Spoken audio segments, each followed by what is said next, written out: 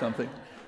Well, I know we don't have a lot of time, and I'm sure, without even asking, that you have plenty of things on your mind that you'd like to talk about. So I don't want to monopolize this. I'm going to say a few things and then basically turn it over to you, and I hope we can go on with the discussion, much more interesting for everybody. Just a side comment after what Blaise said. Don't feel intimidated about not having taken a graduate course in linguistics. There's nothing that I'm going to talk about or that I know about or that's relevant to these things that's beyond the level of ordinary high school student. My grandchildren don't have much trouble with them without any advanced degrees. So it's all on pretty much, what's understood is pretty much on the surface. And people are intimidated into believing that they can't understand, and that's part of the system of indoctrination that you ought to escape from. We're all aware that right at this moment, bodies are being mutilated and torn to shreds by infernal weapons. Unknown numbers of people, hundreds of thousands, maybe millions, are facing the threat of starvation and slow death. They were at the edge of survival after a decade of sanctions, criminal sanctions, even before the attack started, and no one knows what the effect will be. Could be grim. Under circumstances like that, it is not easy for any of us, I'm sure, to try to step back and take a cooler look and ask how we got to this situation, where it's likely to go from here, and what we can do about it. But that's what I'll try to do, putting aside the scenes of horror that are all in the back of all our minds.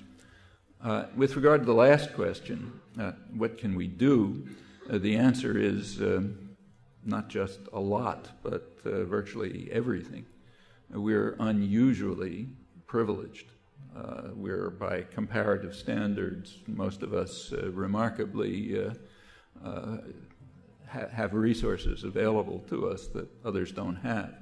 We have enormous freedom. That's not a gift that was given to us. It's a legacy that was left to us by centuries of struggle, by centuries of people, most of whose names are completely forgotten, but who were the important people, and the ones who created the freedom and the rights that we now have, and that will be taken away unless you constantly defend them. And there is, in fact, a major effort to take them away right now.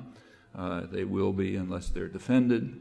They can be extended, and they should go far beyond the changes. Even in recent years, there's been very striking and dramatic progress, and there can be a lot more. With regard to the current situation, we can do more to change it than anyone in the world. All of this should be truism. It's also kind of a truism that privilege confers responsibility. At that point, choices arise. You can face the responsibility, which may not be easy, but it's a lot easier for us than people in almost all the world. Or you can shirk the responsibility, in which case you're leaving the future to be determined by forces that are anything but benign. And it's not an exaggeration to say that future may not be very long. They're pushing to the edge of survival. It's not an exaggeration. There have been crises in the past. The scale is quite different. Most of the people in the world, in fact, I'm sure the overwhelming majority, are praying that we will take that responsibility. There is just no other way, in the near future at least, to put a halt to a juggernaut that is regarded around the world with great fear and dread. and often hatred. In fact, I can't remember a moment like this in history. Just see if you can think of one. I can't.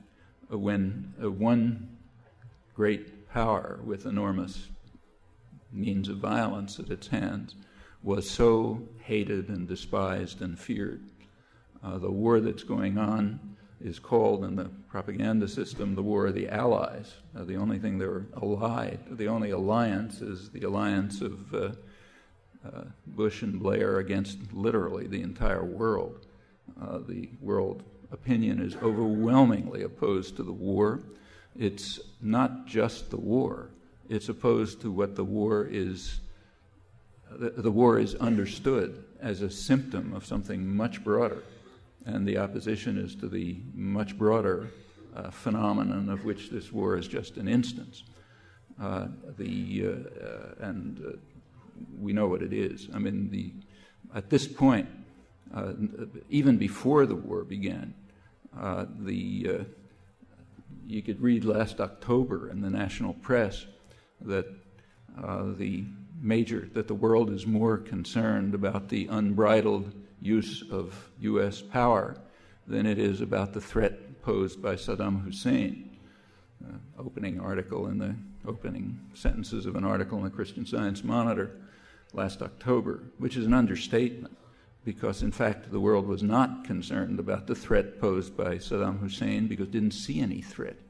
They may hate even his neighbors, despise him, but are not afraid of him. They weren't afraid of him for very good reasons. They know that, as everyone who's paid attention knows, that Iraq was heavily damaged by the first Gulf War, the decade of sanctions, which were a truly criminal act. The UN coordinators were not exaggerating when they called them genocidal, drove the society to the edge of survival. Large majority are on the edge of starvation. Iraq is the weakest country in the region. Its military expenditures and its economy are about a third those of Kuwait. Kuwait has 10% of its population, far below those of other countries in the region, and not even shouting distance of the regional superpower. The regional superpower is in effect an offshore military base of the United States and totally dominates everyone else in the region, namely Israel. It's a small country, but being a U.S. military offshoot, it's extraordinarily powerful. Hundreds of nuclear weapons. According to its own estimate, it has air and armored forces that are larger and technologically more advanced than any NATO power outside the U.S., let alone any country in the region.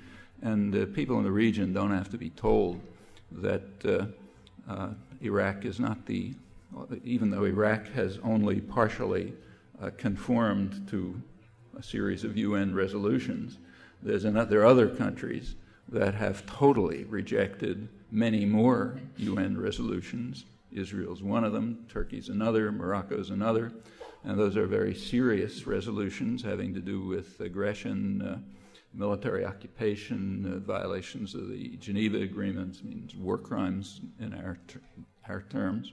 They know all that. And they also know something else, that the only reason that these countries are not in violation of more UN resolutions, and in fact more serious ones, is that the United States won't permit it. The U.S. vetoes them. The U.S. is far ahead of anyone else since the 1960s in vetoing Security Council resolutions. Britain's second, nobody's within shouting distance. That brings up another point.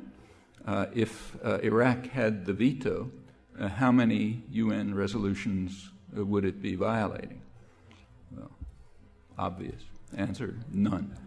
That means if any discussion of violation of Security Council resolutions even pretends to be serious, it's going to bring in the veto. Otherwise, it doesn't even pretend to be serious. You can ask yourself how often this has been brought up in the discussion of passionate discussions of Iraq's only partial compliance with a series of UN Security resolutions, Council resolutions. And the resolutions that the U.S. has vetoed, and remember, it's far in the lead. Nobody's close except Britain. are very serious ones. It includes, for example, several resolutions calling on all states to observe international law, which the United States vetoed with Britain abstaining. It includes resolutions calling on the United States to observe the rulings of the World Court, the International Court of Justice, which condemned the United States for unlawful use of force. That means international terrorism in its war against Nicaragua, which Blaise mentioned. The U.S. simply disregarded it, vetoed the Security Council resolution, and a long series of others on a wide range of issues. These are not trivial matters, and it's not ancient history either. In fact, it's the very same administration which is in office right now. They're almost identical to the ones who ran the country in the Reagan Bush administrations.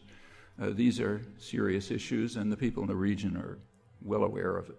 They are also well aware that however much they may despise Saddam Hussein, he's not a threat. It's the weakest country in the region and far from the most serious violator of Security Council resolutions. This ought to be, everybody ought to know this. This ought to be the front pages of independent media, if there were any. These are close to truisms. There's nothing obscure about these things. It's the kind of things you ought to learn about in high school, but you certainly ought to think about and find out about. They're important to know. Well, Saddam Hussein is undoubtedly hated and despised in the region, but by now George Bush has accomplished a miracle. He's not only organized an international peace movement, as Blaise said, he's turned Saddam Hussein into a figure who is revered in the region. It's gotten to the point where the mainstream press is concerned about it. Been major articles in the Wall Street Journal, the Washington Post, and others in the last couple of days saying that the ones we're claiming to be liberating, the Arab and Muslim worlds, are in a total fury about this. There's a wave of revulsion against the U.S. war, which has extended the fear and hatred of the administration in Washington well beyond what it was before, and have even turned Saddam Hussein into a figure of reverence. I mean, they hate him. They know he's a thug and a despot and a killer, but at least he's standing up to the savage Americans, and he's the only one who's doing it. And you can read in the mainstream press here that he's described with reverence by people in all walks of life in countries like Jordan, the closest ally of the United States, and by people right in the mainstream, wealthy Christian Arabs who say, okay, America is our enemy, we have to destroy them. The head of the Strategic Studies Center in Jordan, very pro-American, was quoted recently, just a couple of days ago, as saying that there is no doubt that in the Arab world, Saddam Hussein holds the high ground. And he was worried about that because he knows what it means for countries like Jordan and Egypt and others. If they ever relax controls, if they ever allow the voice of the people to be heard, it's going to be the voice of radical Islamists who want to declare a global war against the United States, and secular nationalists who are very much into the whole U.S. International economic system, but agree with them. Agree with them that something must be done to stop this savage power, which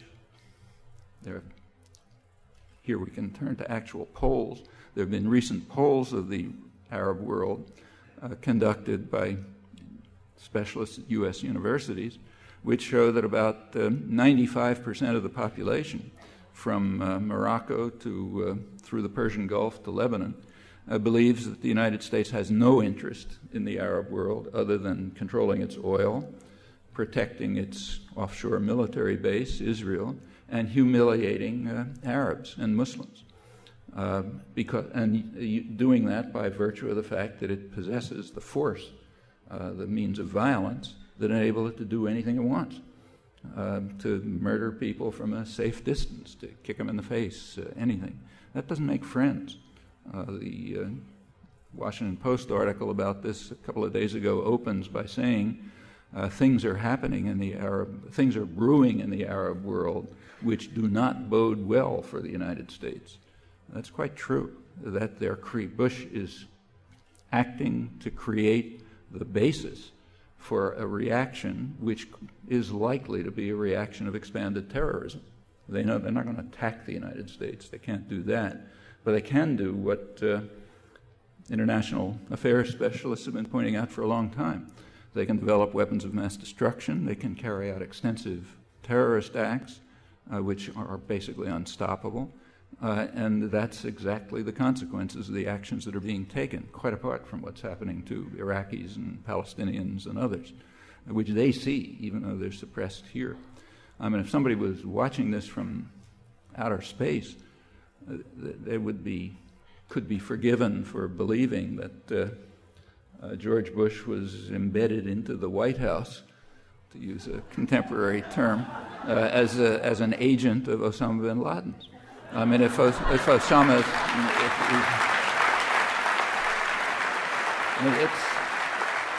it's not a joke.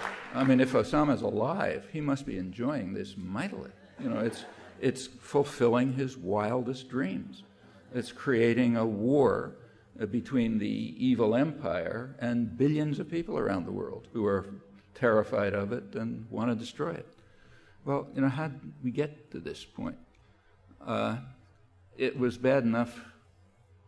It goes back quite a ways, but let's just take too much time. Just take the very recent past. Let's begin with last September. A lot of things happened last September. One thing that happened last September is that the Bush administration released its national security strategy.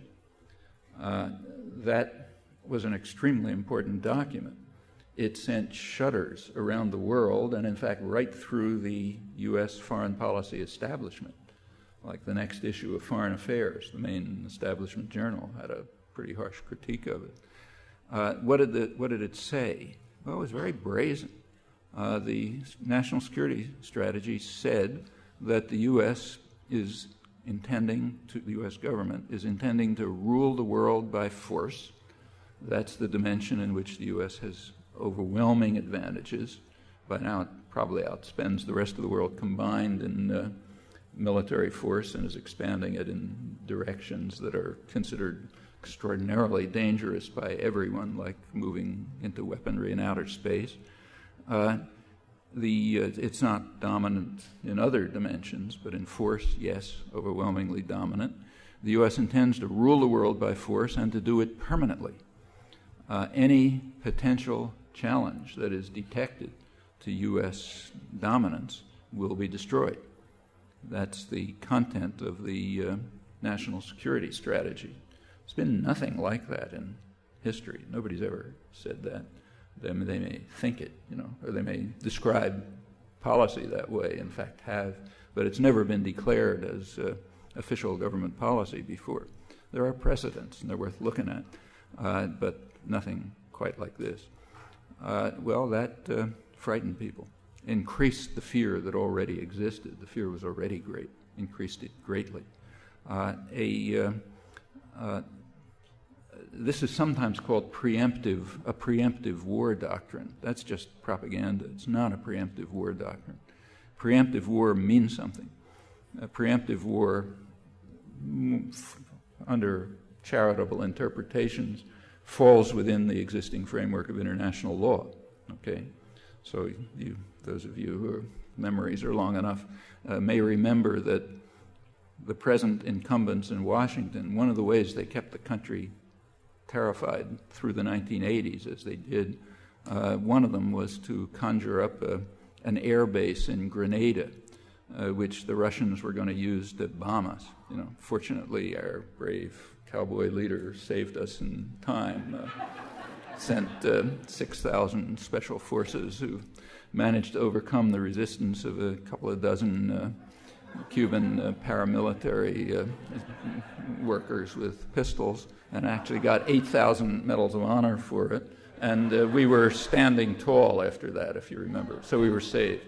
But for a while, it looked like the Russians were going to bomb us from Grenada, assuming they could find it on a map somewhere. Well, suppose they found it. and they had bombers there. And the bombers in Grenada were doing just what we were told they were going to do when everyone was supposed to be shivering. They were coming across the Caribbean to bomb Florida. Okay, if at that point the U.S. sent out planes to shoot down the bombers before they destroyed us, that would be legitimate under Article 51 of the UN Charter. That's preemptive war. This is something totally different. This is a doctrine that says we will attack anyone who we regard as a potential challenge. Nothing preemptive about that. Sometimes it's called preventive war, but that's not right either. It's not preventing anything. The only thing it's preventing is any potential challenge that the U.S. government invents, claims to be a challenge. That's just an open license to go to war with anybody and destroy anybody, which we can do because we have overwhelming power. And that's the way it's understood, and it doesn't make people comfortable. It did cause a wave of hatred and fear. I think this is the most feared and hated political leadership maybe in history. It's hard to think of a counterpart. Well, that's one thing that happened in September. Another thing that happened in September is that it was the opening of the midterm election campaign. September was the opening of the campaign for the congressional elections.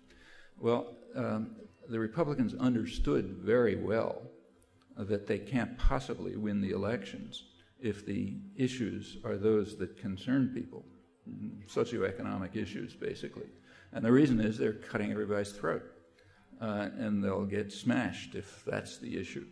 So they had to do what they did right through the 1980s. Through the 1980s, their policies were extremely unpopular. They were able to stay in for good reasons. They were able to stay in office by frightening people, and that's what they did again. Karl Rove just was kind enough yesterday in the New York Times to explain it, although it was obvious before. It was necessary to frighten people into believing that there's a threat to their security. In that case, they'll rally around the strong leader, the brave cowboy, another one, and they'll suppress their concerns over things like, where's my job, or what's happening to my pension, or how am I going to take care of my elderly mother, and so on and so forth. If they're voting on those issues, the administration doesn't have a chance. And as Rove just pointed out yesterday, if they want to pursue their domestic agenda, a very harsh agenda, which would return the country back to 100 years ago. If they want to do that, they're going to have to frighten people, and that's correct. And they did. Starting in September, there was a drumbeat of propaganda about several things. First, that Saddam Hussein is an imminent threat to our survival, just like Grenada in 1983, an imminent threat to our survival.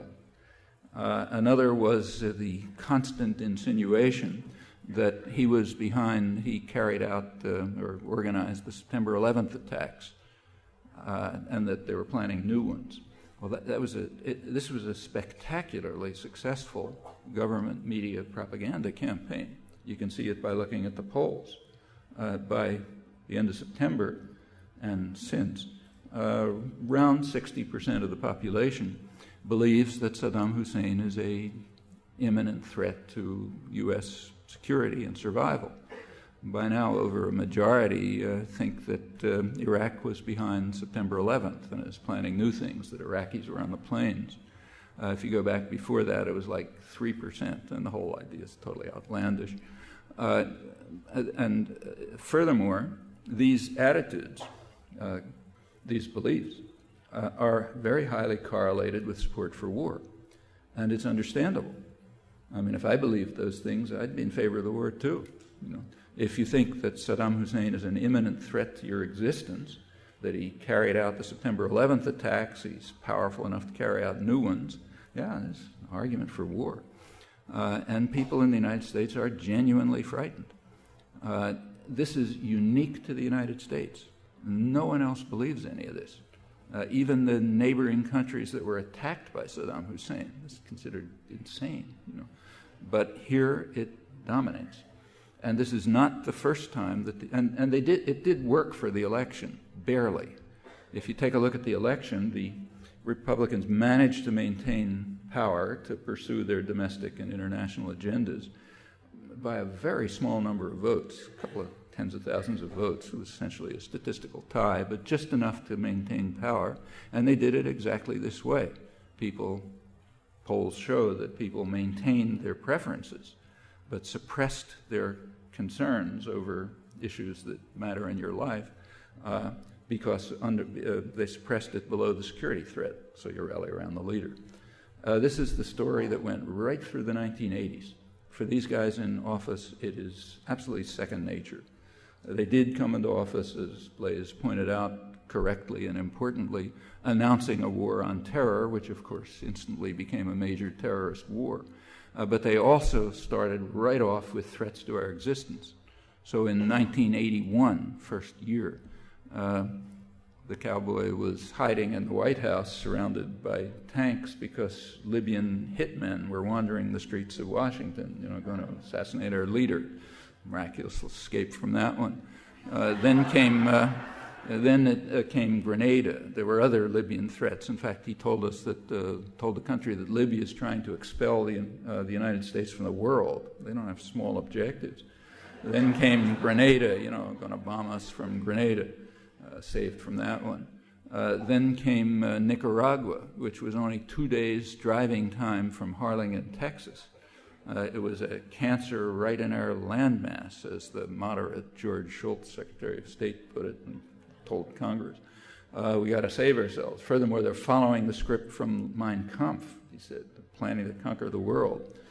Reagan declared a national emergency in 1985 because of the threat to the security of the United States posed by the government of Nicaragua.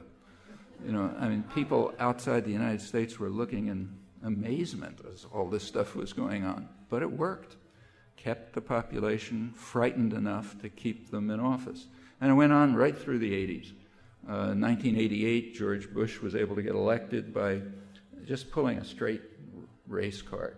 Willie Horton, black criminal, going to rape your sister unless I get elected.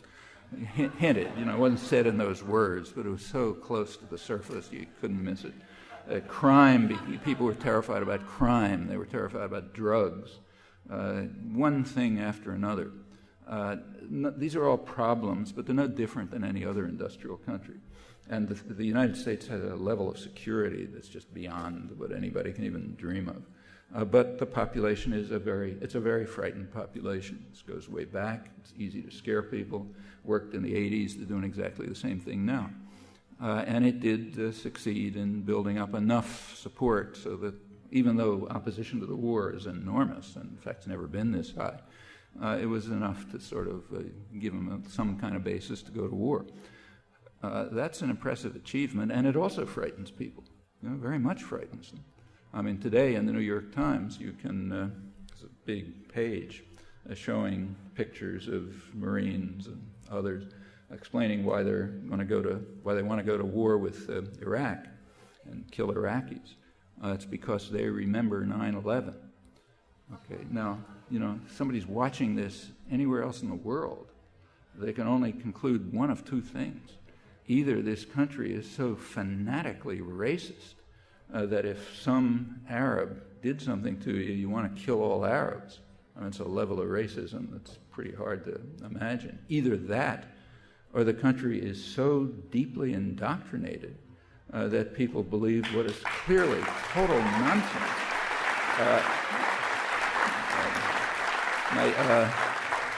You can ask the editors of the New York Times which of those two messages they're trying to convey, but it's got to be one or the other. I can't think of a third interpretation. Okay, that frightens people. Let's go on. Congress in October did pass a resolution authorizing the government to use violence. I should stop. Yeah, okay. Pardon? Yeah, I'm going to. Okay, one more minute, and then I'll stop. No, she's right. They passed the October. I'll be like 1 minute. Yeah, passed the. You can ask questions. Yeah, we'll go on with other stuff. They passed a resolution authorizing force because of the threat posed by Iraq to the security of the United States. Virtually the 1985 national emergency reiterated annually about Nicaragua. And it goes on from there. I mean, a lot of pretty awful things happened in the next month or two. My dear leader tells me I shouldn't go on to talk about them, but they're worth knowing about. One more minute. Let me just run through a few things that happened in October.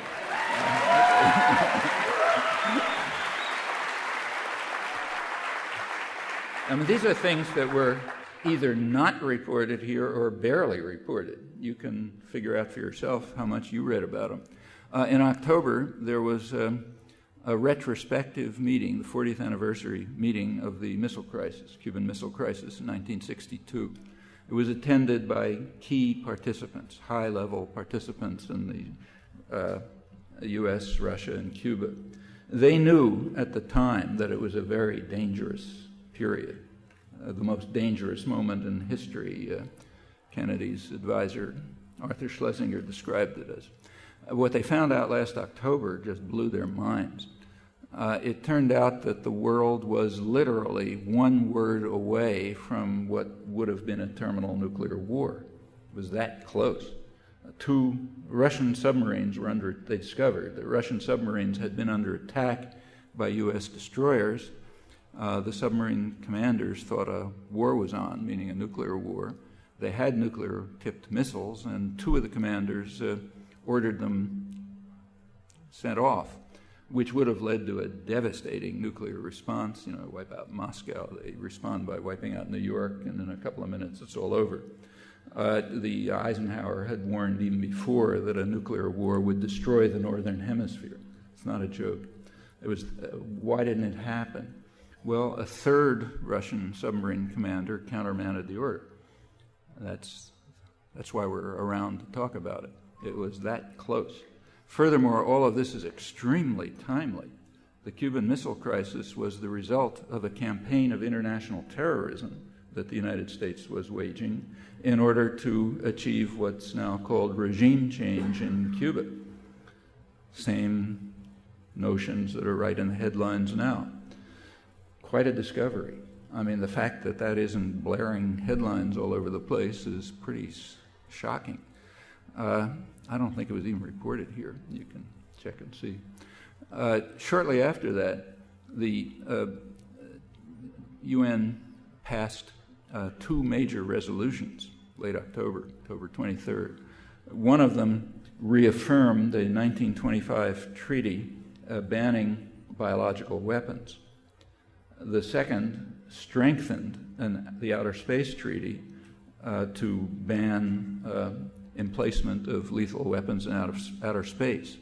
Okay, those weren't reported at all in the United States, at least according to a database check done by a friend of mine. Why? The United States voted against them. It voted against a reaffirmation of the 1925 treaty banning biological weapons and against the treaty banning placing of weapons in outer space. U.S. alone voted against them. Israel voted with the U.S., but that's reflexive. It's like the Ukraine voting with Russia back in the old days. That's unilateral, therefore it doesn't get reported. Is that important these days? A treaty banning biological weapons or banning the placement of lethal weapons in outer space, which are likely to do us all in. Yeah, really important. Important enough so that the press understands that it's much better that citizens not know about this. Much too dangerous if they do know. And you don't unless you really go to exotic sources. Shortly after that, the Bush administration unilaterally terminated negotiations on a treaty to put enforcement mechanisms into a bioweapons treaty. There is such a treaty, but has no enforcement procedures. The Europeans and others are trying to put in enforcement procedures. At the last minute, the Bush administration told them, you're not going to do it. And in fact, there won't be any more discussion of it for at least 4 years. It's the next thing that happened. Then we go on to the war. There's plenty, with that going on, there's plenty of background for the fear and the hatred, which is enormous. International polls are just shocking on this. I won't go through them because there's lack of time. They're mostly not reported, but they're dramatic. Well, again, going back to that observer from outer space, assuming that, I think outer space people are supposed to be male, so I'll call him him, assuming that he has some concern for the human species, he must be wondering with amazement how long a free people are going to allow this to go on. And the answer is not very long.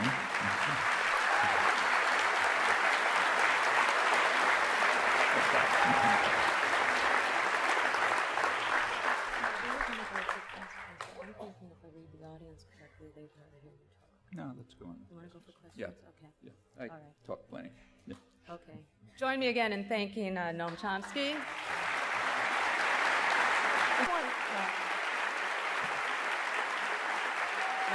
We have to be out of here at 5. So we'll make it quick.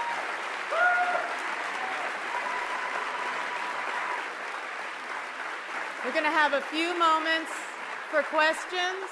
We have microphones on either side. Sorry. Please make your questions brief so that we have time. I think everybody here came to listen to Noam, so please make your questions direct and brief. I just want to remind you also that we do have to be out of the sanctuary at 5 o'clock. There's a service here, so let's keep it quick. You see this microphone? On either side, so we're going to go. Oh, okay. Okay. And we'll alternate. Okay. We'll start here. Can we start over here? Yeah. One question from each side. Yeah. This is a question here. One of those killed in the war was a Hopi woman from the Arizona reservation. For those who don't know, Hopi means people of peace or peaceful people. And I want to get your comments on why, after the U.S. Basically butchered the indigenous people, they continue to use their name as weapons of mass destruction. For example, the Apache, the Chinook, the Iroquois. Yeah, tomahawks. Yeah, it's absolutely shocking. I mean, it is absolutely shocking. I mean, it's as if the German Air Force, the Luftwaffe, was naming its planes Jew and Gypsy. I mean, it's indescribable. You don't know how to talk about it. How can a culture accept this, naming your weapons of mass destruction after victims of genocide? It's something that should really bother us a lot. You're right.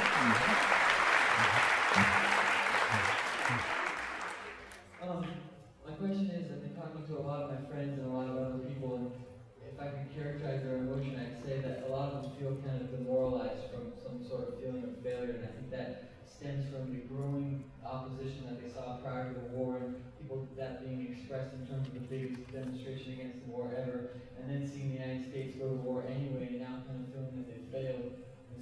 And also thinking that this war might be presented to the world as a huge humanitarian victory, that they let all the food in after they starve the people, and so on and so forth. So I was wondering if there's something that I'm missing, or something we're missing from all this that can turn that demoralization into inspiration and sort of success. There's something missing, and it's in fact there's a reason why nobody ever is allowed to look at history.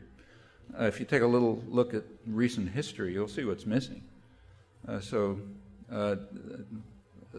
was an article in the New York Times again yesterday asking, what happened to the anti-war movement? It was so huge in the past. How come it's so small now? If you take a look at that article, the first date that it mentions is 1970. Okay, and it says, there was a fantastic anti-war movement in 1970. How come it's not like that now? What it didn't say is what happened before 1970. And it's not because the reporter is concealing it. She probably doesn't know. You're not allowed to know that when you go to school. What happened is that, and this is so little, it's almost unknown, but it's a fact. The war began publicly in 1962. It was in 1962 that the Kennedy administration publicly announced, not secret, that the U.S. Air Force is bombing South Vietnam, authorized chemical warfare to destroy food crops, beginning to drive millions of people into what amounted to concentration camps. That was after 7 years in which the U.S. client regime had killed maybe 70 or 80,000 people, and they couldn't control the population, so the U.S. went to direct aggression against South Vietnam. South Vietnam was always the main target of the attack. The rest of it was horrible enough, but it was peripheral. That's 1962. How much protest was there? Zero. You literally couldn't get 2 or 3 people to talk about it in the living room. Protest didn't begin for years. I won't run through the story, but I mean, as late as 1966, early 1966 in Boston, pretty liberal city, we literally could not have public protests against the war because they'd be physically broken up with the applause of the liberal press, by students, incidentally, marching over to smash them up. One of them in March 1966, we put in a church figuring that would be safe. No, it was attacked. The only reason it wasn't Arlington Street Church wasn't demolished was because there were a lot of police around. That's after 4 years of war, By then, hundreds of thousands of people had been killed in South Vietnam. There had been, saturation bombing of densely populated areas. The war had extended to North Vietnam for a year. He still couldn't protest it because there were nobody was protesting. Later, it got to be a mass popular movement, and in fact, an important one. By 1969, around 70% of the American population regarded the war as, quoting from polls, fundamentally wrong and immoral, not a mistake. Incidentally, virtually no intellectuals. That's why you don't read that. What you read is it was a mistake. But the population said, no, it wasn't a mistake. It was fundamentally wrong and immoral. And furthermore, they kept that. People have kept that attitude right up to the most recent polls about a year ago, but not among the educated sectors. For them, it was a mistake. It cost us too much. Benign intentions went awry, and so on. Enormous split between the public and the educated classes. Yeah, so there finally was massive protest. This time is quite different. There's massive protest long before the war even started. That's a tremendous difference from 40 years ago. It's not the only difference. The whole country became a lot more civilized in just about every respect you can think of. There was no women's movement back then. There was no environmental movement, a couple of people maybe. There were no third world solidarity movements. There was no mass popular anti-nuclear movement. There was certainly no global justice movement. That's the last couple of years. There were no anti-sweatshop movements. I mean, just go across the board.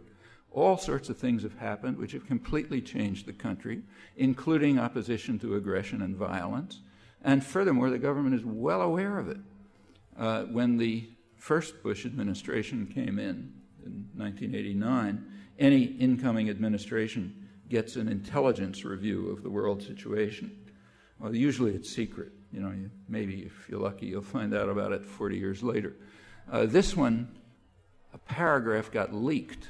It was barely reported, but it was very important, maybe because it was very important. And you should pay attention to it because it explains their thinking. It was about what the U.S. should do in a war against much weaker enemies. Okay? They're the only kind you get involved with for obvious reasons of prudence.